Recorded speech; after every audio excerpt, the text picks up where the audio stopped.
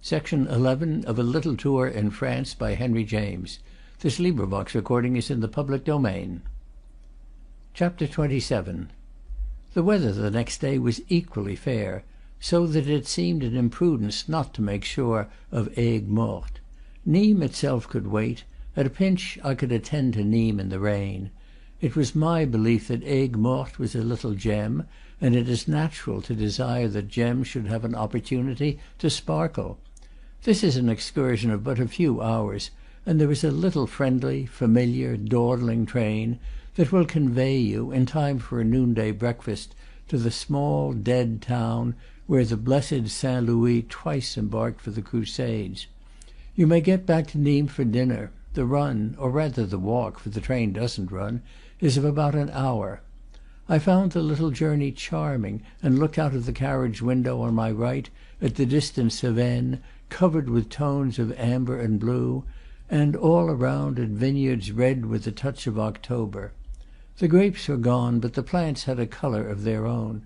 Within a certain distance of Aigues Mortes they give place to wide salt marshes, traversed by two canals, and over this expanse the train rumbles slowly upon a narrow causeway, failing for some time, though you know you are near the object of your curiosity, to bring you to sight of anything but the horizon. Suddenly it appears, the towered and embattled mass, lying so low that the crest of its defences seems to rise straight out of the ground; and it is not till the train stops, close before them, that you are able to take the full measure of its walls. Aigues Mortes stands on the edge of a wide étang, or shallow inlet of the sea, the further side of which is divided by a narrow band of coast from the Gulf of Lyons. Next after Carcassonne, to which it forms an admirable pendant, it is the most perfect thing of its kind in France. It has a rival in the person of Avignon, but the ramparts of Avignon are much less effective. Like Carcassonne, it is completely surrounded with its old fortifications, and if they are far simpler in character (there is but one circle), they are quite as well preserved. The moat has been filled up, and the site of the town might be figured by a billiard table without pockets. On this absolute level, covered with coarse grass, Aigues Mortes presents quite the appearance of the walled town that a schoolboy draws upon his slate, or that we see in the background of early Flemish pictures, a simple parallelogram of a contour almost absurdly bare, broken at intervals by angular towers and square holes. Such, literally speaking, is this delightful little city, which needs to be seen to tell its full story. It is extraordinarily pictorial, and if it is a very small sister of Carcassonne, it has at least the essential features of the family. Indeed, it is even more like an image and less like a reality than Carcassonne, for by position and prospect it seems even more detached from the life of the present day. It is true that Aigues Mortes does a little business. It sees certain bags of salt piled into barges which stand in a canal beside it, and which carry their cargo into actual places. But nothing could well be more drowsy and desultory than this industry as I saw it practised, with the aid of two or three brown peasants, and under the eye of a solitary douanier who strolled on the little quay beneath the western wall. "C'est bien plaisant, c'est bien paisible," said this worthy man, with whom I had some conversation, and pleasant and peaceful is the place indeed, though the former of these epithets may suggest an element of gaiety in which Aigues Mortes is deficient. The sand, the salt, the dull sea view, surround it with a bright, quiet melancholy. There are 15 towers and 9 gates, 5 of which are on the southern side, overlooking the water. I walked all round the place 3 times, it doesn't take long, but lingered most under the southern wall, where the afternoon light slept in the dreamiest, sweetest way. I sat down on an old stone, and looked away at the desolate salt marshes and the still, shining surface of the étang, and as I did so reflected that this was a queer little out-of-the-world corner to have been chosen, in the great dominions of either monarch, for that pompous interview which took place in 1538 between Francis I. and Charles V. It was also not easy to perceive how Louis IX., when in 1248 and 1270 he started for the Holy Land, set his army afloat in such very undeveloped channels. An hour later I purchased in the town a little pamphlet by M. Marius Topin, who undertakes to explain this latter anomaly, and to show that there is water enough in the port, as we may call it by courtesy, to have sustained a fleet of crusaders. I was unable to trace the channel that he points out, but was glad to believe that, as he contends, the sea has not retreated from the town since the 13th century. It was comfortable to think that things are not so changed as that. M. Topin indicates that the other French ports of the Mediterranean were not then disponibles, and that Aigues Mortes was the most eligible spot for such an embarkation. Beneath the straight walls and the quiet gates, the little town has not crumbled like the Cité of Carcassonne. It can hardly be said to be alive, but if it is dead, it has been very neatly embalmed.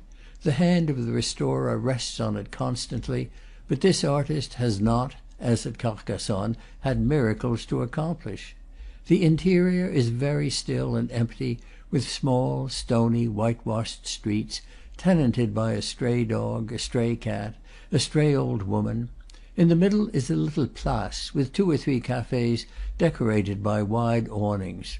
A little place of which the principal feature is a very bad bronze statue of Saint Louis by Pradier. It is almost as bad as the breakfast I had at the inn that bears the name of that pious monarch. You may walk round the enceinte of Aigues Mortes both outside and in, but you may not, as at Carcassonne, make a portion of this circuit on the chemin de ronde, the little projecting footway attached to the inner face of the battlements. This footway, wide enough only for a single pedestrian, is in the best order, and near each of the gates a flight of steps leads up to it, but a locked gate at the top of the steps makes access impossible, or at least unlawful. Aigues Mortes, however, has its citadel, an immense tower, larger than any of the others, a little detached, and standing at the northwest angle of the town. I called upon the casernier, the custodian of the walls, and in his absence I was conducted through this big Tour de Constance by his wife, a very mild, meek woman, yellow with the traces of fever and ague, a scourge which, as might be expected in a town whose name denotes dead waters, enters freely at the 9 gates. The Tour de Constance is of extraordinary girth and solidity, divided into 3 superposed circular chambers with very fine vaults, which are lighted by embrasures of prodigious depth, converging to windows little larger than loopholes. The place served for years as a prison to many of the Protestants of the south, whom the revocation of the Edict of Nantes had exposed to atrocious penalties, and the annals of these dreadful chambers during the first half of the last century were written in tears and blood. Some of the recorded cases of long confinement there make one marvel afresh at what man has inflicted and endured. In a country in which a policy of extermination was to be put into practice, this horrible tower was an obvious resource. From the battlements at the top, which is surmounted by an old disused lighthouse, you see the little compact rectangular town, which looks hardly bigger than a garden patch, mapped out beneath you, and follow the plain configuration of its defences. You take possession of it, and you feel that you will remember it always. Chapter 28. After this I was free to look about me at Nimes, and I did so with such attention as the place appeared to require. At the risk of seeming too easily and too frequently disappointed, I will say that it required rather less than I had been prepared to give. It is a town of 3 or 4 fine features, rather than a town with, as I may say, a general figure. In general, Nimes is poor. Its only treasures are its Roman remains, which are of the first order. The new French fashions prevail in many of its streets. The old houses are paltry, and the good houses are new, while beside my hotel rose a big spick and span church, which had the oddest air of having been intended for Brooklyn or Cleveland. It is true that this church looked out on a square completely French, a square of fine modern disposition, flanked on one side by a classical Palais de Justice embellished with trees and parapets, and occupied in the centre with a group of allegorical statues, such as one encounters only in the cities of France, the chief of these being a colossal figure by Pradier representing Nimes. An English, an American town, which should have such a monument, such a square as this, would be a place of great pretensions; but like so many little villes de province in the country of which I write, Nimes is easily ornamental. What nobler ornament can there be than the Roman baths at the foot of Mont Cavalier, and the delightful old garden that surrounds them? All that quarter of Nimes has every reason to be proud of itself. It has been revealed to the world at large by copious photography.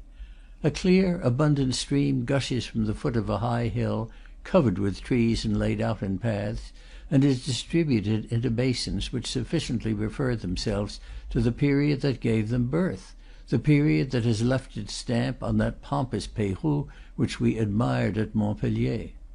Here are the same terraces and steps and balustrades, and a system of waterworks less impressive perhaps, but very ingenious and charming.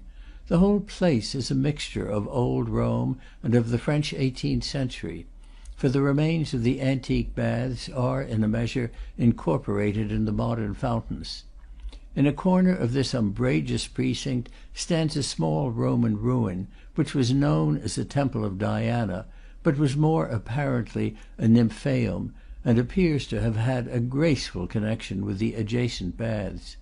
I learned from Murray that this little temple, of the period of Augustus, was reduced to its present state of ruin in 1577. The moment at which the townspeople, threatened with a siege by the troops of the crown, partly demolished it, lest it should serve as a cover to the enemy. The remains are very fragmentary, but they serve to show that the place was lovely. I spent half an hour in it on a perfect Sunday morning. It is enclosed by a high grille, carefully tended, and has a warden of its own, and with the help of my imagination tried to reconstruct a little the aspect of things in the Gallo-Roman days. I do wrong, perhaps, to say that I tried. From a flight so deliberate I should have shrunk. But there was a certain contagion of antiquity in the air, and among the ruins of baths and temples, in the very spot where the aqueduct that crosses the Gardon in the wondrous manner I had seen discharged itself, the picture of a splendid paganism seemed vaguely to glow. Roman baths, those words alone were a scene. Everything was changed. I was strolling in a jardin francais, the bosky slope of the Mont Cavalier, a very modest mountain, hanging over the place, is crowned with a shapeless tower, which is likely to be of mediaeval as of antique origin. And yet, as I leaned on the parapet of one of the fountains, where a flight of curved steps, a hemicycle, as the French say, descended into the basin full of dark, cool recesses, where the slabs of the Roman foundations gleamed through the clear green water, as in this attitude I surrendered myself to contemplation and reverie, it seemed to me that I touched for a moment the ancient world. Such moments are illuminating, and the light of this one mingles in my memory with the dusky greenness of the Jardin de la Fontaine. The fountain proper, the source of all these distributed waters, is the prettiest thing in the world, a reduced copy of Vaucluse. It gushes up at the foot of the Mont Cavalier, at a point where that eminence rises with a certain cliff-like effect, and, like other springs in the same circumstances, appears to issue from the rock with a sort of quivering stillness. I trudged up the Mont Cavalier, it is a matter of 5 minutes, and having committed this cockneyism, enhanced it presently by another. I ascended the stupid Tour Magne, the mysterious structure I mentioned a moment ago. The only feature of this dateless tube, except the inevitable collection of photographs to which you are introduced by the doorkeeper, is the view you enjoy from its summit. This view is, of course, remarkably fine, but I am ashamed to say I have not the smallest recollection of it, for while I looked into the brilliant spaces of the air, I seemed still to see only what I saw in the depths of the Roman baths. the image, disastrously confused and vague, of a vanished world. This world, however, has left at Nimes a far more considerable memento than a few old stones covered with water moss. The Roman arena is the rival of those at Verona and Arles. At a respectful distance it emulates the Colosseum. It is a small Colosseum, if I may be allowed the expression, and is in a much better preservation than the great circus at Rome.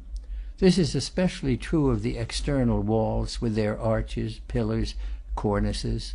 I must add that one should not speak of preservation in regard to the arena at Nimes without speaking also of repair. After the great ruins ceased to be despoiled, it began to be protected, and most of its wounds have been dressed with new material. These matters concern the archaeologist, and I felt here, as I felt afterwards at Arles, that one of the profane, in the presence of such a monument, can only admire and hold his tongue.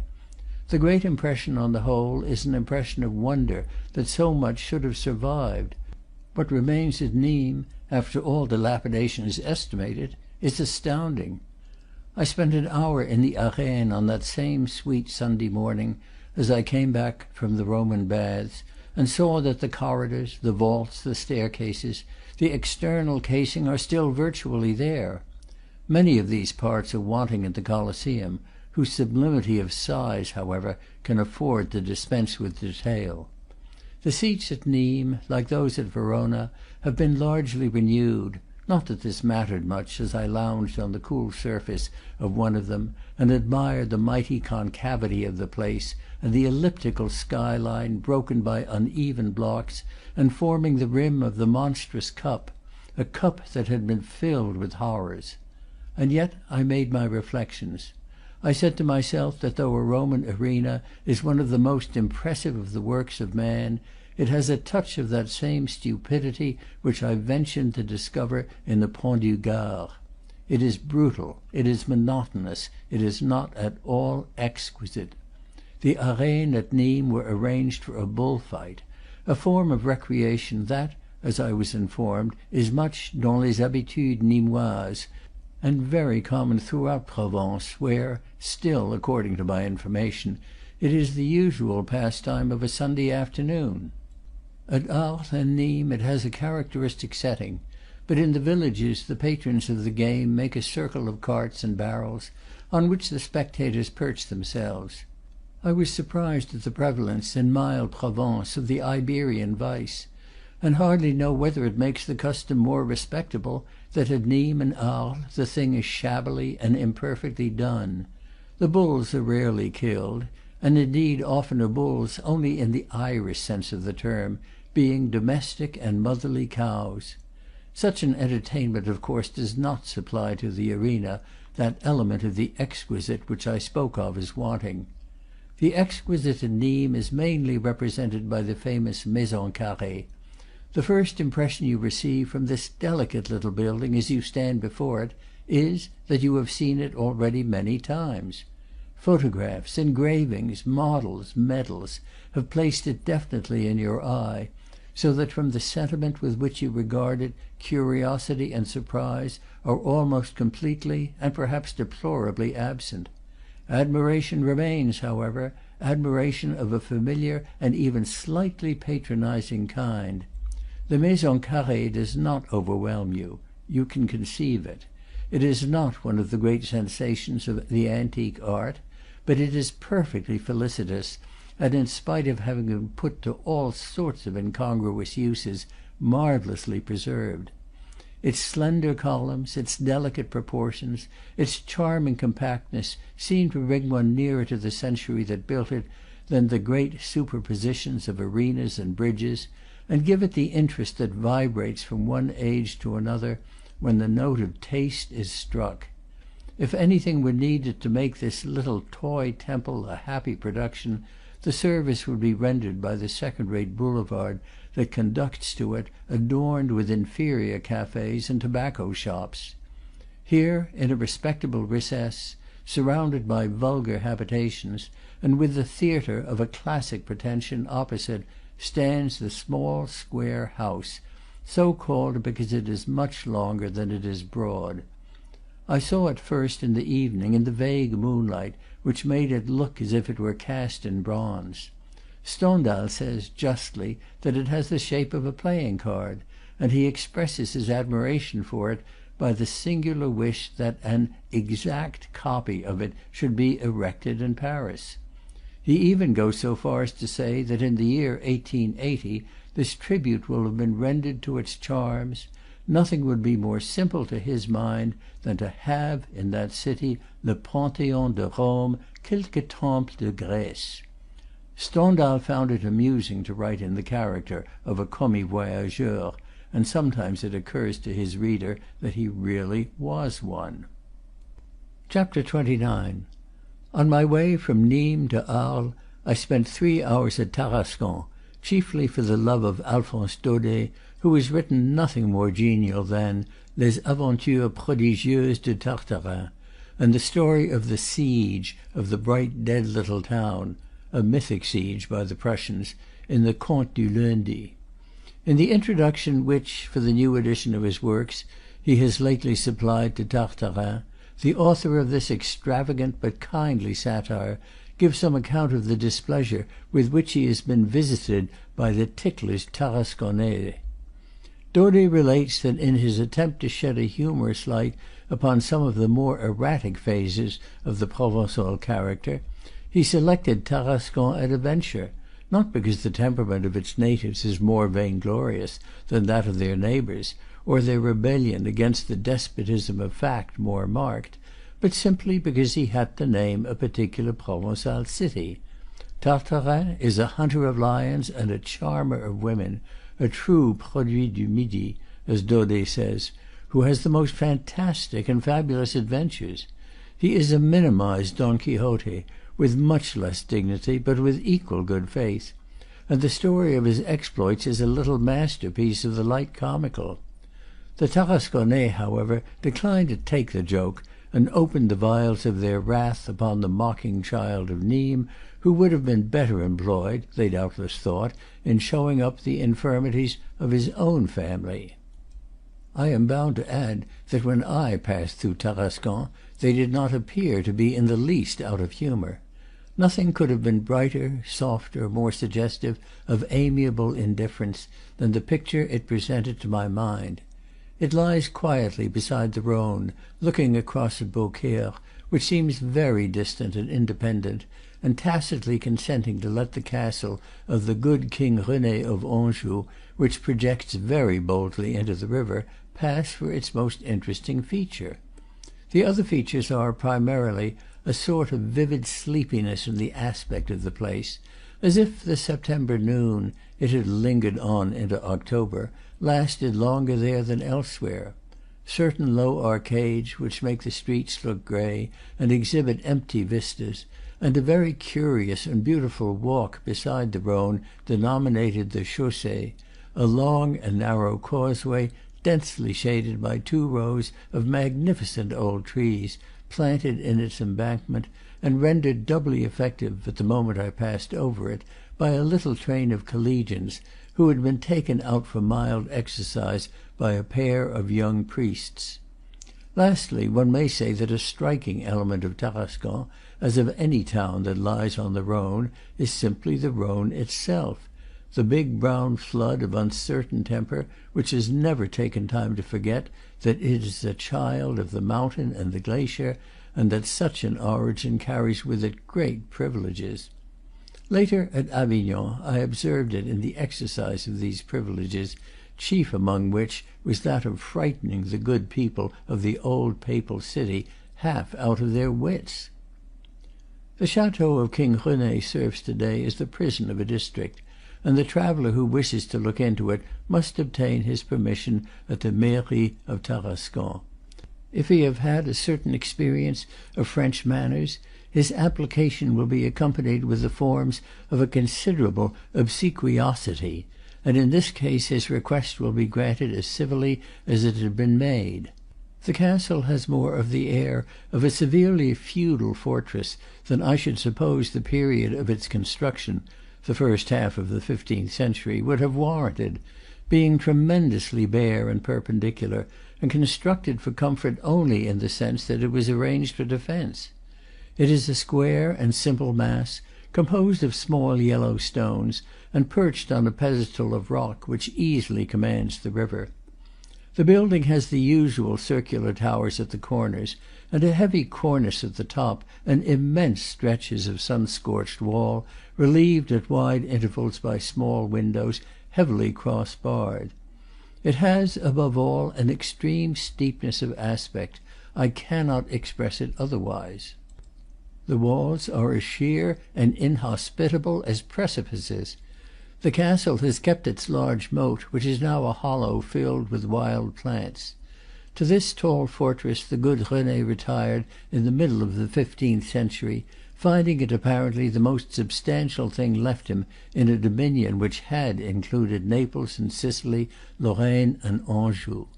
He had been a much tried monarch and the sport of various fortune, fighting half his life for thrones he didn't care for, and exalted only to be quickly cast down.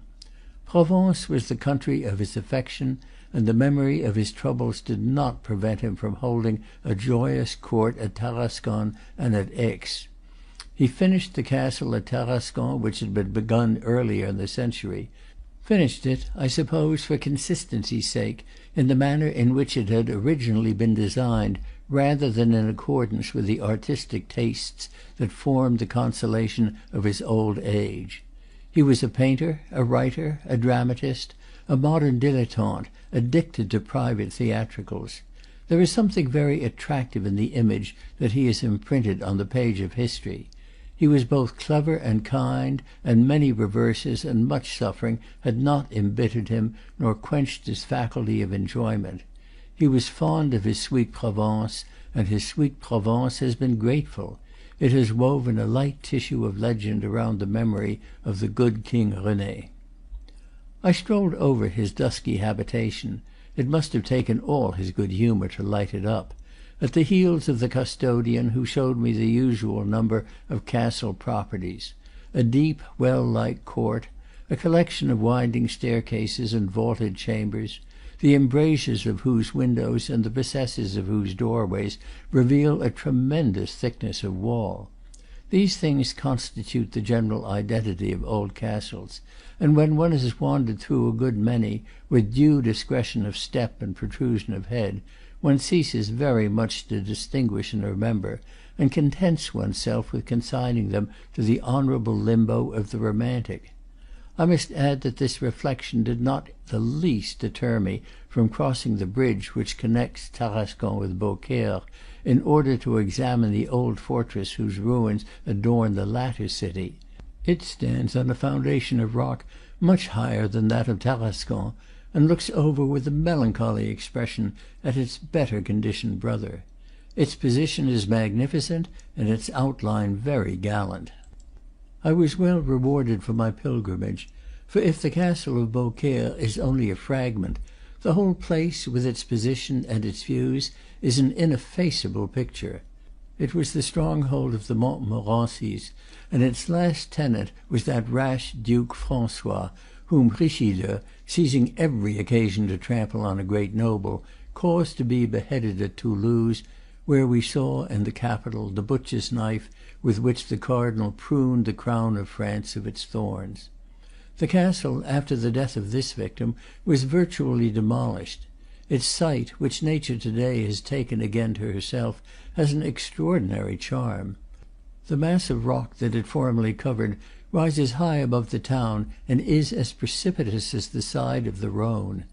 A tall, rusty iron gate admits you from a quiet corner of Beaucaire to a wild, tangled garden covering the side of the hill, for the whole place forms the public promenade of the townsfolk, a garden without flowers, with little steep, rough paths that wind under a plantation of small, scrubby stone pines. Above this is the grassy platform of the castle, enclosed on one side only, toward the river, by a large fragment of wall and a very massive dungeon. There are benches placed in the lee of the wall, and others on the edge of the platform, where one may enjoy a view, beyond the river, of certain peeled and scorched undulations. A sweet desolation, an everlasting peace seemed to hang in the air. A very old man, a fragment like the castle itself, emerged from some crumbling corner to do me the honors, a very gentle, obsequious, tottering, toothless, grateful old man. He beguiled me into an ascent of the solitary tower, from which you may look down on the big sallow river and glance at diminished Tarascon, and the bare-faced, bald-headed hills behind it. It may appear that I insist too much upon the nudity of the Provencal horizon, too much considering that I have spoken of the prospect from the heights of Beaucaire as lovely. But it is an exquisite bareness. It seems to exist for the purpose of allowing one to follow the delicate lines of the hills and touch with the eyes, as it were, the smallest inflections of the landscape. It makes the whole thing seem wonderfully bright and pure. Beaucaire used to be the scene of a famous fair, the great fair of the south of France. It has gone the way of most fairs, even in France, where these delightful exhibitions hold their own much better than might be supposed. It is still held in the month of July, but the bourgeoises of Tarascon send to the Magasin du Louvre for their smart dresses, and the principal glory of the scene is its long tradition. Even now, however, it ought to be the prettiest of all fairs, for it takes place in a charming wood which lies just beneath the castle, beside the Rhone. The booths, the barracks, the platforms of the mountebanks, the bright-coloured crowd, diffused through this midsummer shade, and spotted here and there with the rich Provencal sunshine, must be of the most pictorial effect. It is highly probable, too, that it offers a large collection of pretty faces, for even in the few hours that I spent at Tarascon I discovered symptoms of the purity of feature for which the women of the Pays d'Arles are renowned. The Arlesian head-dress was visible in the streets, and this delightful coiffure is so associated with a charming facial oval, a dark mild eye, a straight Greek nose, and a mouth worthy of all the rest, that it conveys a presumption of beauty which gives the wearer time either to escape or to please you. I have read somewhere, however, that Tarascon is supposed to produce handsome men, as Arles is known to deal in handsome women.